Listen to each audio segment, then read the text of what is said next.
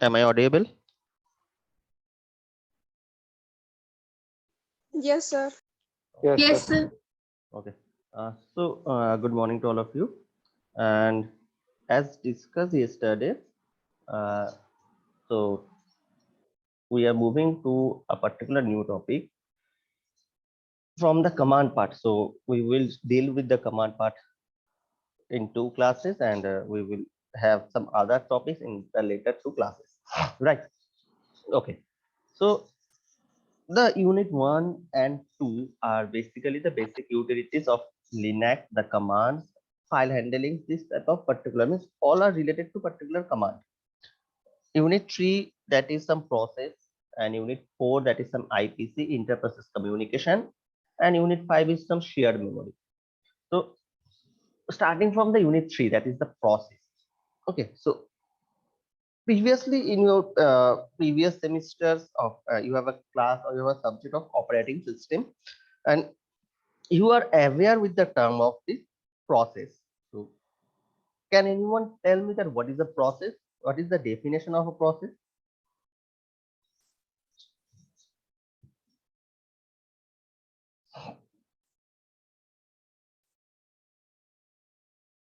What is the definition of a process?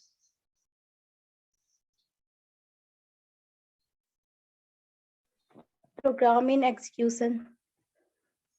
Okay. Anyone else? Anything?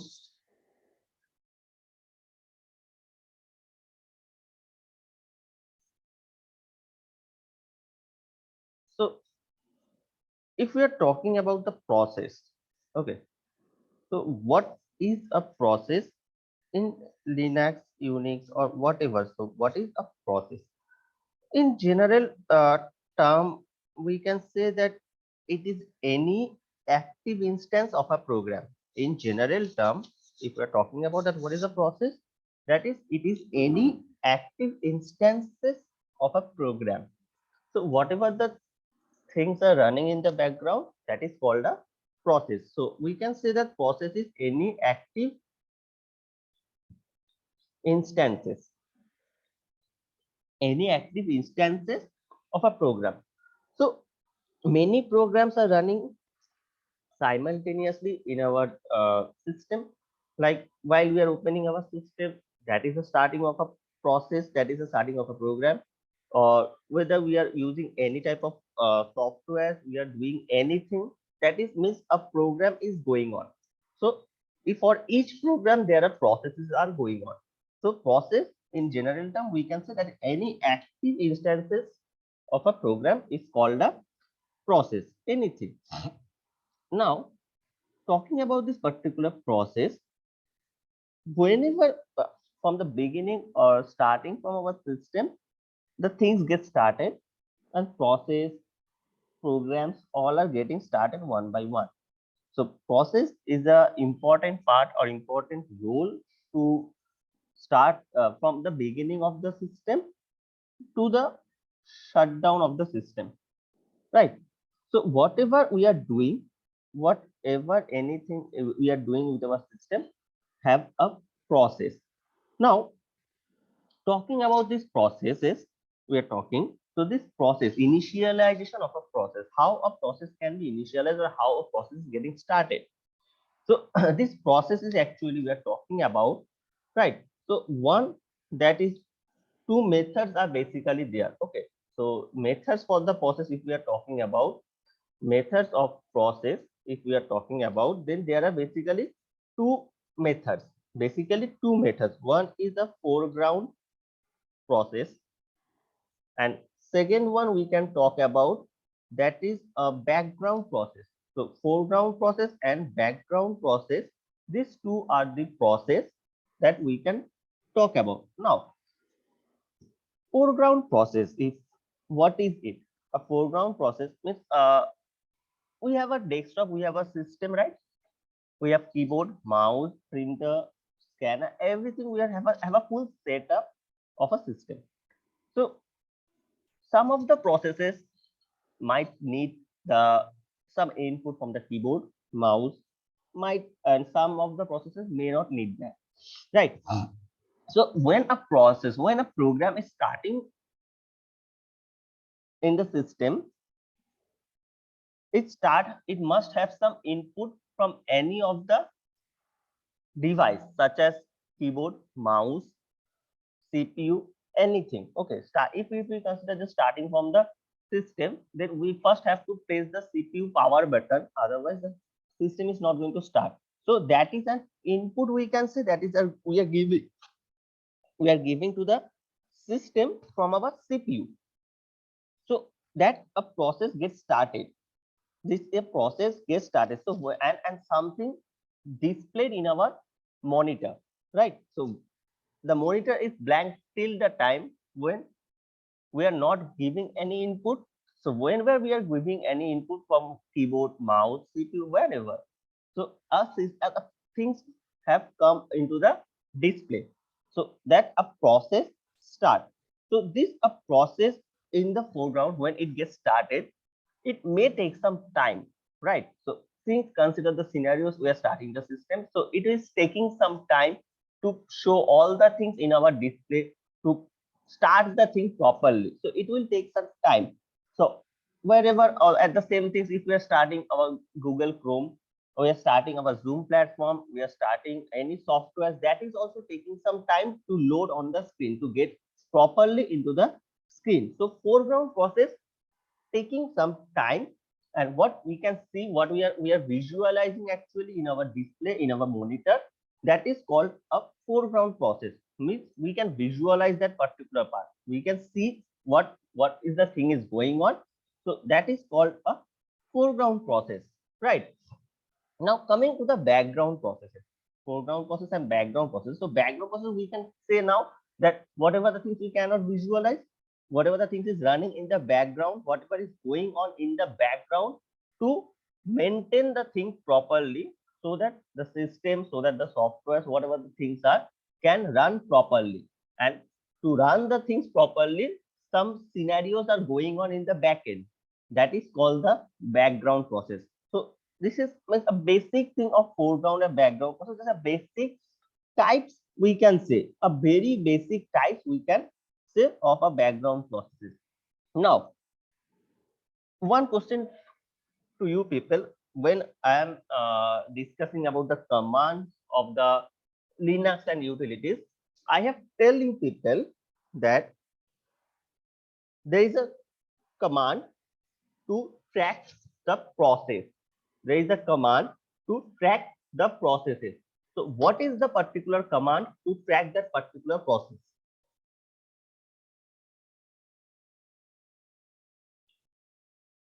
What is the command to track the particular process? Anyone? I have tell you people already this while discussing the part of commands. I have tell you people that what is the command to track the process. A very simple command. What is the command?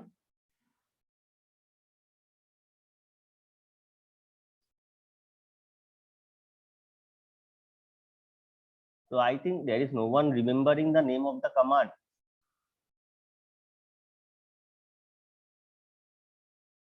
Anyone? Can anyone tell me what is the name of the process? The to track the process, the command which we are using to track the command of the process.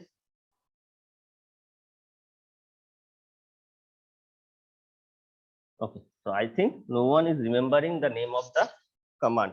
So the command to track the process is PS.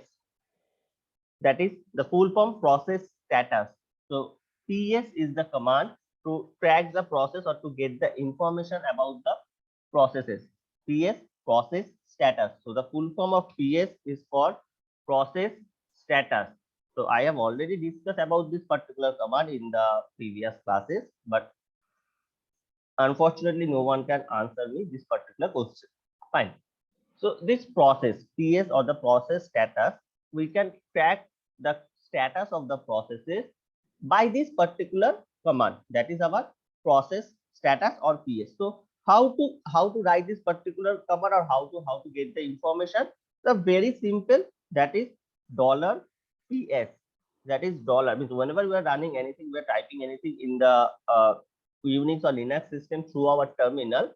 by default the dollar will be visible. You can see the dollar, and then we just need to write the process ps, the dollar ps. So if we write this command, the dollar ps, if we write this command, then by this particular command we can have our what we can say, that is information related to the process. So what are the information we can gather through this particular, that is a PID, that is a PID we can get, that is the time of the process, that is also then mode of the process also we can get it there, and then we can say about the UID also we can get, or TTY means that timing of that, how much time is running, or the node or anything. So these are the information we can gather through the process. So what is the full form, or what is this PID? Can anyone tell me the PID? What is PID? What is the term? Process ID.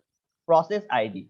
So this process ID, I have, when I have discussed about this process command, this process ID, all of the things. So I've already tell you people that this PID, the process ID, is unique for every process. It is unique and it is very much unique to every process. So how many processes means, if n number of processes are running in the background and foreground scenario, so this, there are n unique number to particular processes. So that process ID is very unique for each of the processes. So now this process, this PS process status we are talking about, these have some particular option also. So just if I am writing the PS, so it will show some particular very limited information, or it will be displayed. But to get the all the information, there is just nothing. There is some option is available, that is PS minus F, that is PS minus F. This particular option is available, that is PS minus F, right? So by this PS minus F, we can get the detailed information of all the processes. We can get the detailed information of all the processes. So now, as we have said that each process, if n number of processes are running throughout the background and foreground, then each processes that have some process ID, that is a PID. Now, what are the fields? If I'm entering the command, that is PS process status, then we are getting some output in our display. We are getting some information. So each information, the information we are getting must have some fields. So what are the things, or what are the fields we are getting in the output section as a process, right? So what are the things we are getting? First one we are getting, that is UID. So we all know about the PID, that is the process ID. So what is this UID? What is this UID? PID is for process ID. Then what is UID? Your user identifier. Sorry again. User identifier. Okay, so we can say that it is an user ID or user identifier by which we can find out that this process, means the process is running, it belongs to which user. So many processes are running, so maybe they are in the devices, there are 2 or 3 users as system user created. So the user, there are 2 or 3 users account have been created. So from which user account what processes are running, to get the detail, we can get it through this UID, that is we can term as this user ID. So UID for user ID, that is an information we can get through the PS command. Next, that is called PID. So we already know that what is a PID, that is a process ID, right? Now the next thing that we can get here, that is called PPID. So UID for user ID, PID for process ID, fine. So what is PPID? What is a PPID? So this PPID is parent process ID. Parent process ID. PPID is for parent process ID. So if you remember, remember that when we are starting the classes, I have told you people that each process have a root process. Each of the processes that is running, that must have a root processes. So the root means this here, the parent process. So there are many different terms. that is present actually, that is the parent process. Then there are several other terms also present for the process, that is zombie process, and several terms are there. Okay, so basic is that every process have a root or parent process. So root processes, there are root say folder is there, so a root setup is there. So root process will be helping the processes that is running. So this PPID, this parent process ID, will tell us that which uh, process is having what root ID or what parent ID. So this is a PPID, right? Next, the term we can get out through the PS, that is the C. These are the fields but we can get through the PS information or PS minus F information I am discussing about, right? So this C, what is this C actually? C is for CPU utilization of process. CPU utilization of process. So this CPU utilization of process means the processes are running. So these processes must have accumulated or must have stored some memory, must have gathered some memory to run the process successfully. It will hold some storage into the memory.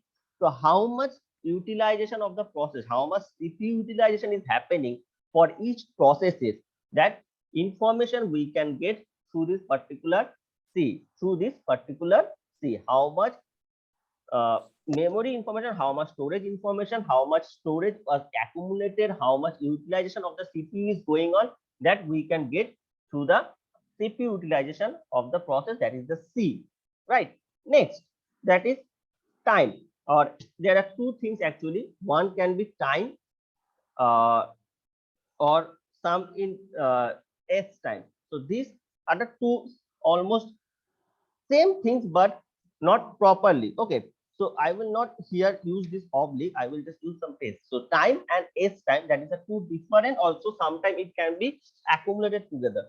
So this time, first of all, not time, first of all I'm going for the S time. So okay, tell me what idea you are getting through to this time and S time, what idea you people are getting. So what is the time is used for and what is this S time?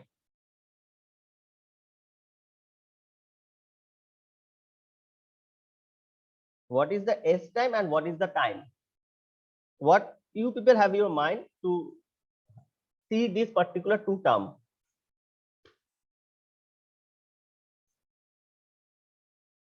Okay. So this S time, that is the starting time of the processes. The S time is the process start time. S time is for the process start time, and if I am talking about the time, that is how much time is taken by the CPU for the process. So means the process is running for how much time. So time, this particular time is how much time it is running, how much time, and S time is the process start time. So these two things we can get through the command, that is S time. Another one is time. So S time is for the process start time and time is for how much time the process is running actually. Okay, so these are the information, that is the UID, PID, PPID, C, time, S time. These are the information we can get through our PS command. We can get this type of thing through our PS command. Any doubts up to this particular part?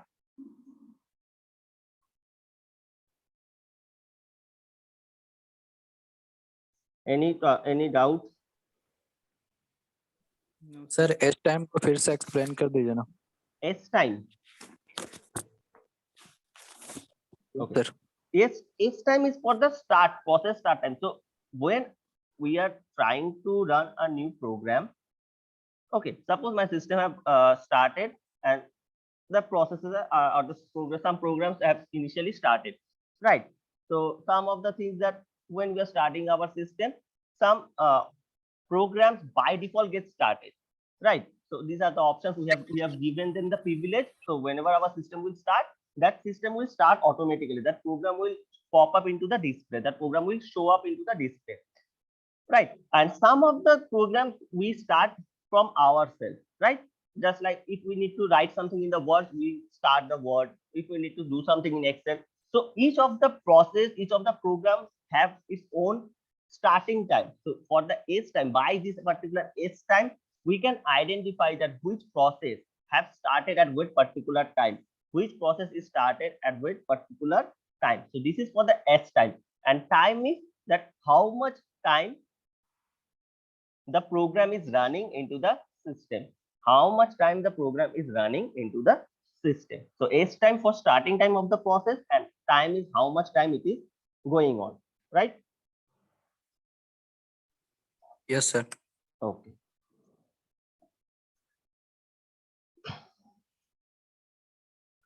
So Sir, talking about, yes, sir, in place of PS process status, can't we use PROC command? sorry, I didn't get you. Can you repeat it? Sir, the command PROC, that is process information, can't we use that in place of process status PS? Can you tell me the command name again? Sir, PROC, process P- information, PROC, OC. right? You are talking about this, right? Yes, sir. Okay. PROC. So you are trying to say that PROC in place of PS, right? To get the status. Yes, sir. Yes, sir. Okay. So PROC, what is, first we need to know that what is this PROC? PROC is a system file, proc system file of PROC that can be created when the system is getting booted, the system is getting started, by which we can also get the status. But to get the process information, we need to write this PS command. So what this PROC is the command. Fine, we have this particular PROC command, but what is the information we can get through this PROC? So the processes, right? The every process is running and that have some connection with the kernel of the operating system. Kernel of the operating system. So by using this PROC, the PROC command, we can get the information about the kernel related processes. So the processes that are related to the kernel, and if any certain changes are there in the kernel, if anything have modified, anything have done through the kernel, then PROC will give us the information related to the kernel processes. PROC will give us the information and the interface of this, the data structure about the total operating system that related to kernels, what are the systems or the processes running through the kernel directly. We can get this type of information through this PROC command, not fully the PS that is displaying us the user ID, PPID, all of the things. PROC will not display the total this. PROC will give the related information through the for the kernel.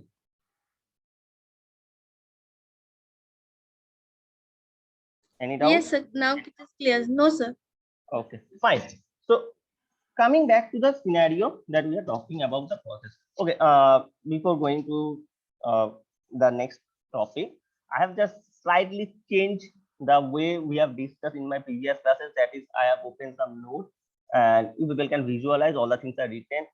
Means you can, but I'm trying to do something else today. So to check that which one is more effective.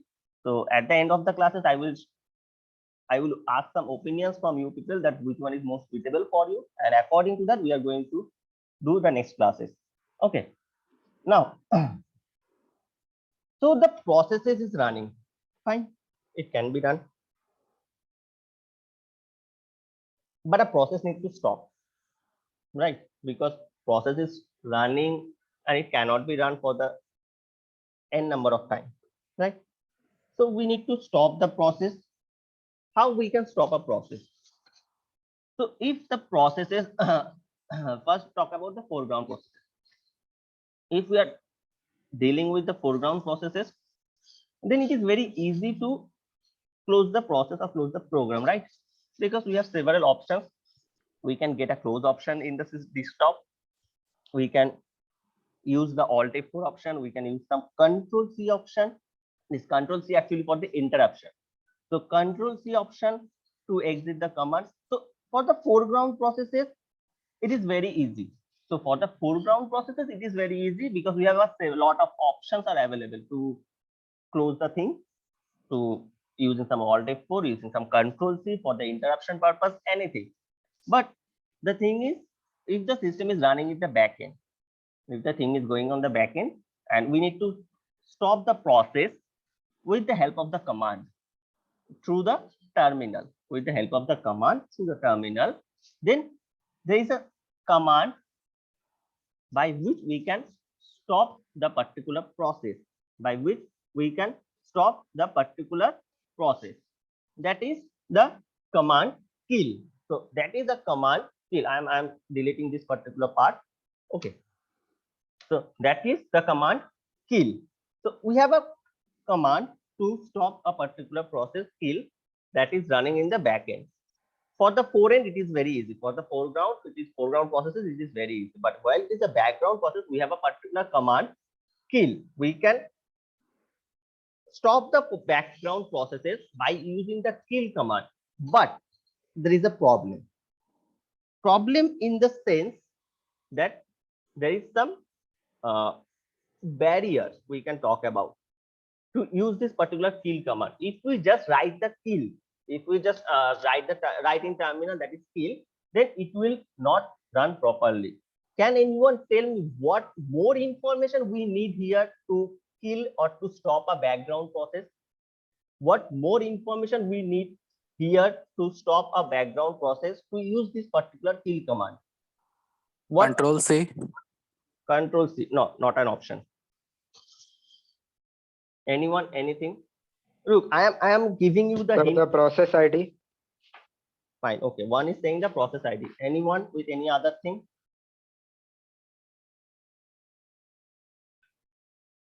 Okay. So yes, the process ID we need to know to use this particular kill command because we are trying to stop a background process.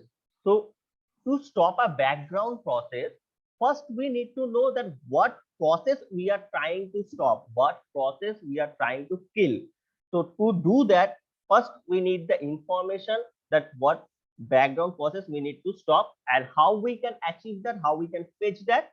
The process ID, which is unique for each every processes, we need the information about that particular process ID. So here we can use this particular kill command only when we know the process ID. So the thing that is mandatory here, that is PID. The process ID we need here to stop or to kill a particular process, right?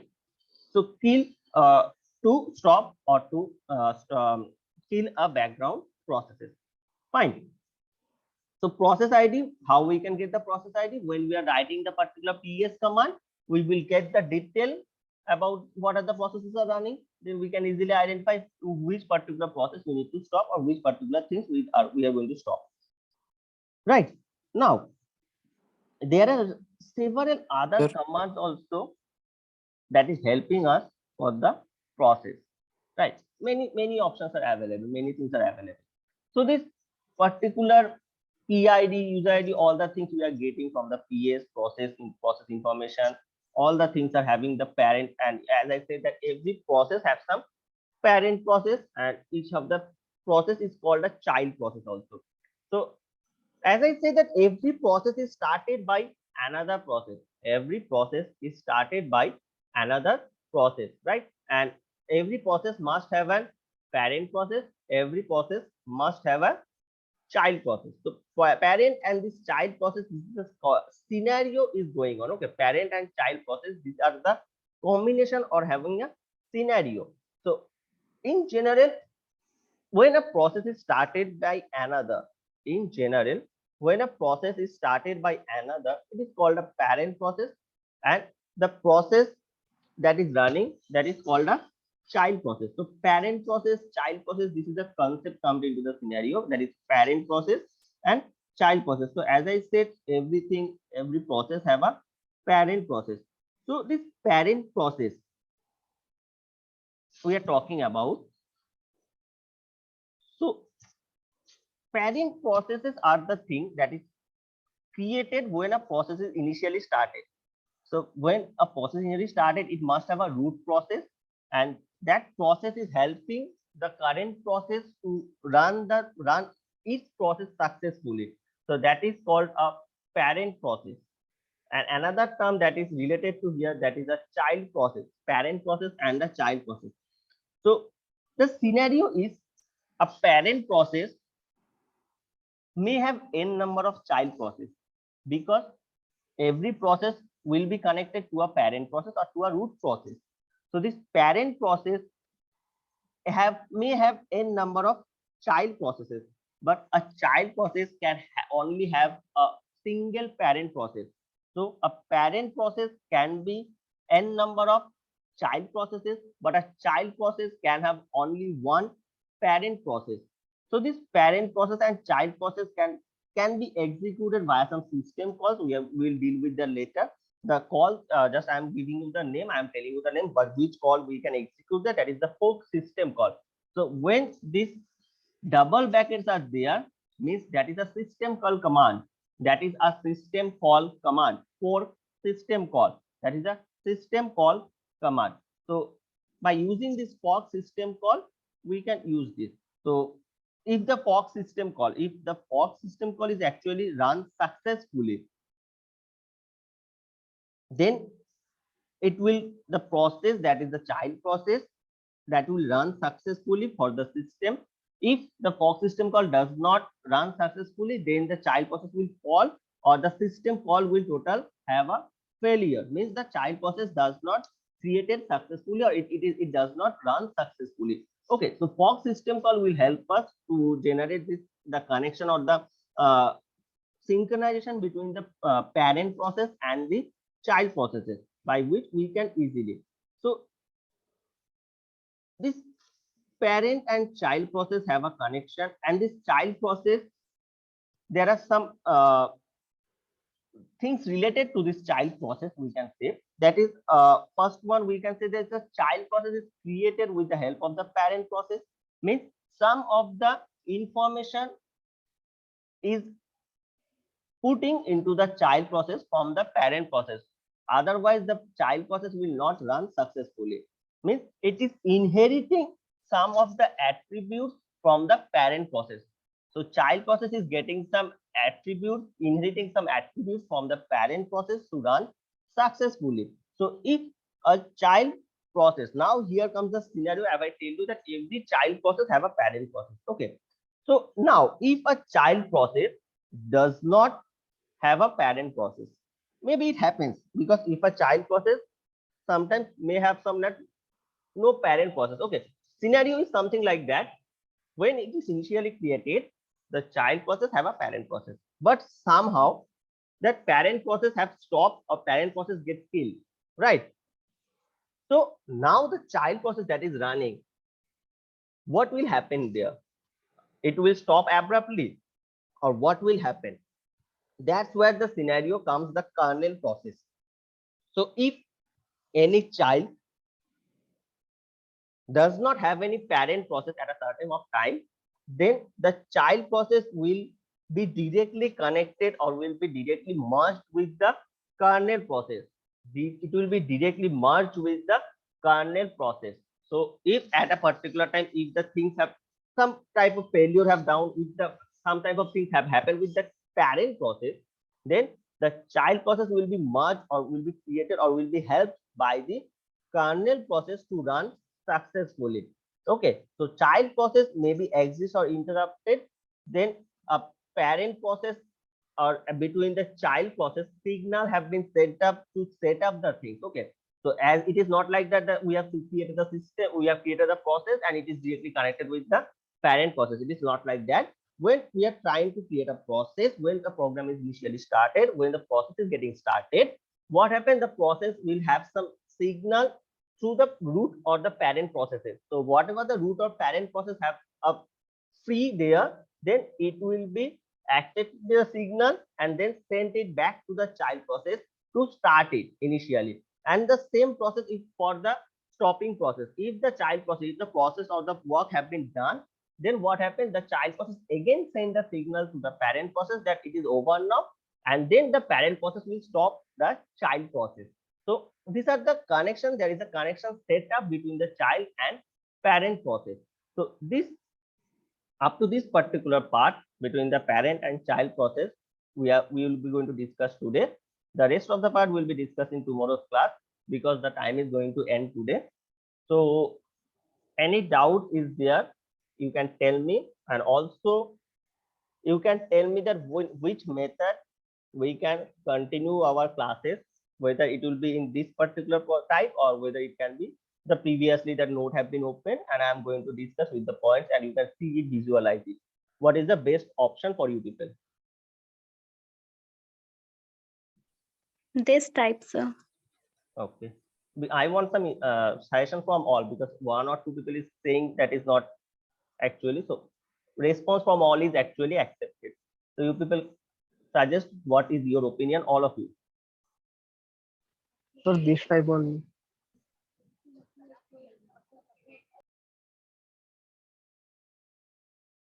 Okay. So the time is going to end at any time, and I hope all of you have written your names in the chat box. And thank you all for joining into the session.